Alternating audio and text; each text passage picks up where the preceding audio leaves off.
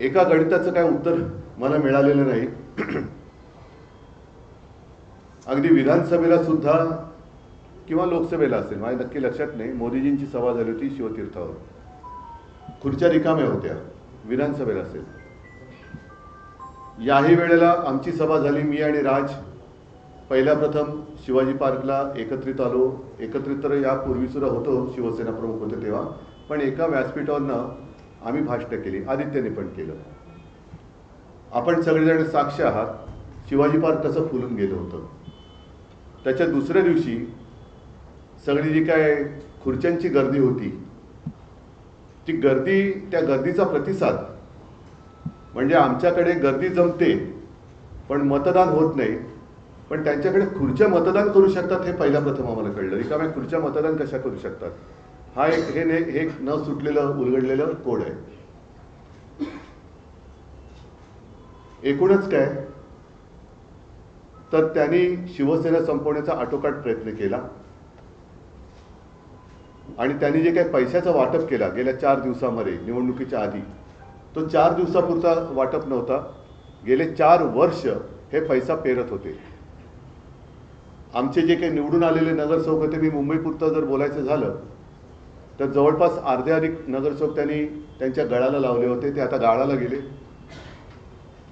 4 वर्ष त्यांनी त्यांच्या आमदारांना, नगरसेवकांना, नगरसेवक नसताना सुद्धा काही पदाधिकाऱ्यांना सुद्धा विकास निधीच्या नावाखाली आम्हाला पैसा वाटला. अगदी निवडणुकीच्या तोंडावर सुद्धा प्रेशर कुकर असेल, मिक्सर असेल, साड्या असेल, म्हणजे प्रचंड तिकडे हा परवा कालचा का परवाचा लोकसत्तेचा अग्रलेख चांगला आहे.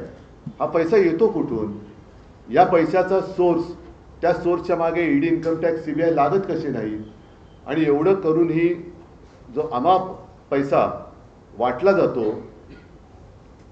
मग साधारणतः 2015 साली काळा पैसा नाहीसा व्हावा, गैरव्यवहार थांबावा म्हणून आपल्या मोदीजींनी जी नोटबंदी केली होती, ती नोटबंदी अयशस्वी झाली का, याचं उत्तर सुद्धा हे कोणतरी शोधलं पाहिजे. भारतीय जनता पक्षाने कागदावरती शिवसेना संपवली असेल, पण जमिनीवरची शिवसेना ते संपवू शकत नाही.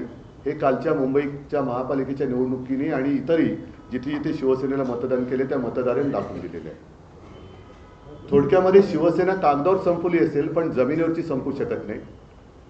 आणि भारतीय जनता पक्ष हा पक्ष कागदावरती आहे पण जमिनीवरती नाही आहे. कारण तो जर का जमिनीवरती असता तर त्यांना पक्ष फोडावे लागले नसते, त्यांना पुसली जाणारी शाही वापरावी लागली नसती, यंत्रणेचा दुरुपयोग करावा लागला नसता, नियम बदलावे लागले नसते. आणि आज देखील जे साधे साधे शिवसैनिक, अगदी महिला पुरुष निवडून आलेले आहेत, ते साधे आहेत. प्रचंड पैशाच्या धबधब्यासमोर निष्ठा कशी ताठमानेने लढू शकते आणि जिंकू शकते हे या शिवसैनिकांनी दाखवलेलं आहे. मी सर्व मुंबईकरांना खास धन्यवाद देतो. मला मुंबईकरांकडनं आणखीन अपेक्षा नक्कीच होती, कारण ज्या काही 25 वर्षात जी काही आम्ही सेवा केली, ज्या काही सुधारणा केल्या, त्या सुधारणा आम्ही सर्वांसमोर ठेवलेल्या होत्याच. कोविड काळात जे काही काम केलं, मुंबई मॉडेल, हे जगभरामध्ये त्याची एक प्रशंसा झाली. हे सगळं पाहिल्यानंतर मला असं वाटलं होतं, म्हणजे आम्हाला सगळ्यांनाच असं वाटलं होतं की मुंबईकर अधिक आशीर्वाद आम्हाला देतील, भरघोस आशीर्वाद देतील. ठीक आहे, आशीर्वाद जरी त्यांनी मोठ्या प्रमाणावरती दिले नसले तरी दिलेत, ते भरपूर दिलेले आहेत. विशेष म्हणजे जे शिवसेनेचे गड आहेत, मराठी पट्टा, या मराठी माणसांनी